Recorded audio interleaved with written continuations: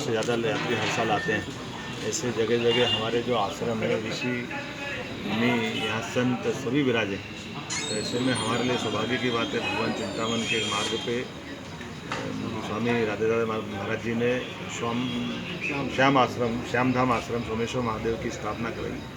और ऐसे में यहाँ ये आश्रम के ऊपर के और विकास का काम नगर निगम द्वारा किया जा रहा है। मैं नगर निगम की महापौर श्रीमती मीना सोनवाल जी को बधाई देता हूँ, पार्षद संतोष यादव जी को, जिन्होंने ये काम की शुरुआत करी। इस अवसर पर हमारे लोकप्रिय सांसद माननीय अनिल फिरोजिया जी मौजूद हैं, वरिष्ठ पूर्व पार्षद जगदीश पांचाल जी, पूर्व पार्षद गिरीश शास्त्री। काम कराने से हमारे लिए जो हमारी बड़ी पैमाने पर जब सिंहस्थ की आवश्यकता पड़ती है और बाकी भी पूरे साल सभी यात्रीगणों का अगर इम्प्रेशन पड़ता है तो शहर के अंदर के निजी मकानों से नहीं पड़ता है, यहाँ के मंदिरों पे, यहाँ के आश्रमों पे, आश्रम की व्यवस्थाओं से ही हमारे साइज में और विकास की संभावना है।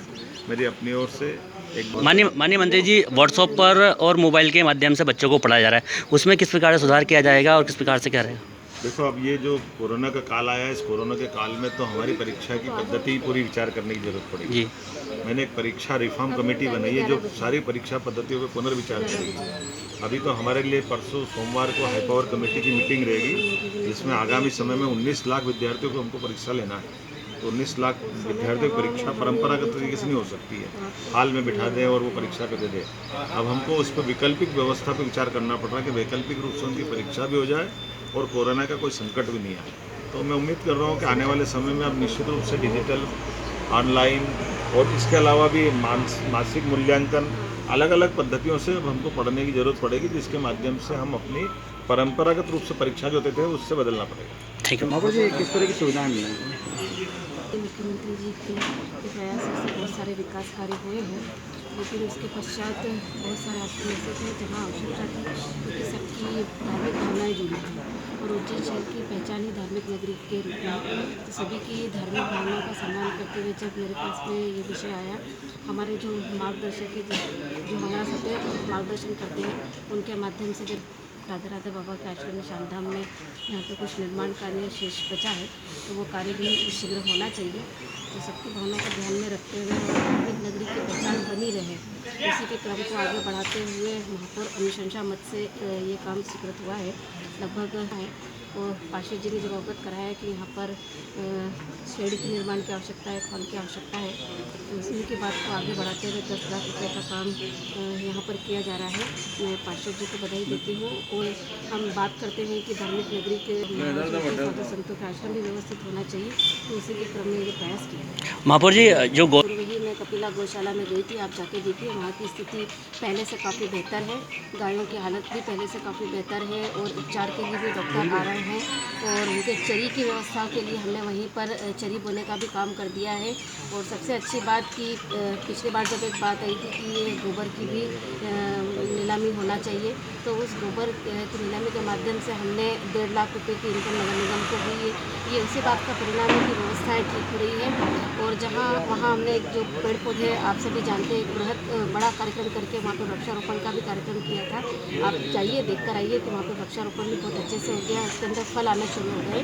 ये एक अच्छी पहचान है कि वहाँ की व्यवस्थाएँ सुचारू रूप से चल रही है, वहाँ के कर्मचारी नियमित वहाँ पर निरीक्षण कर रहे हैं और जो कमियाँ हैं होगी थोड़ी बहुत जो आप बता रहे हैं, तो निश्चित उसको भी पूरा किया जाएगा। आगामी आने वाले समय में 2 शेड का और निर्माण कार्य स्वीकृत हो चुके हैं, जल्दी वो भी बनेंगे।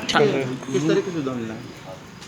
आज राधे राधे बाबा के आश्रम में 10 लाख की लागत से भाई कंसुक हमारे पार्षद भाई संतोष यादव जी के प्रयास से यहाँ पे 10 लाख का भूमि पूजन का आयोजन रखा गया है, जिसमें सभा मंडप है और 2 रूम है। ये एक सौगात यहाँ पे धार्मिक जनों के लिए हमारे पार्षद ने दी है। मैं अपनी ओर से पार्षद जी को, महापौर जी को बहुत बहुत साधुवाद और बधाई देता हूँ कि वह निरंतर विकास कार्य कर रहे हैं। भारतीय जनता पार्टी का तो पर्याय है कि जहाँ पे भारतीय जनता पार्टी की चाहे नगर में सरकार हो, विकास विकास और विकास, और उसी क्रम में आज ये 10 लाख का एक सौगात हमारे उज्जैन शहर के लोगों को। माननीय सांसद जी, किसानों का जो कर्जा है उसको लेकर डिफ़ाल्टर किसान घोषित हो गए हैं, उनका पैसा अब उनको लोन भी नहीं मिल पा रहा है और किसान बेहद परेशान हो रहे हैं बैंकों कल में। माननीय मुख्यमंत्री जी से बात हो गई है। पहला तो गेहूँ का जो पैसा भी किसानों का रुका लगभग 3,000 लोगों जी उन लोगों के लिए मैंने माननीय मुख्यमंत्री जी से बात करी है। आज कल में वो पैसा रिलीज़ हो जाएगा। रहा किसानों के कर्ज माफ़ी का, तो कर्ज माफ़ी की घोषणा करी थी कांग्रेस ने, जो कि झूठी साबित हुई। अभी हम प्रयास करेंगे कि इसके लिए क्या करना है। मुख्यमंत्री जी इस पर विचार विमर्श चल रहा है और चाय नाश्ता होगा?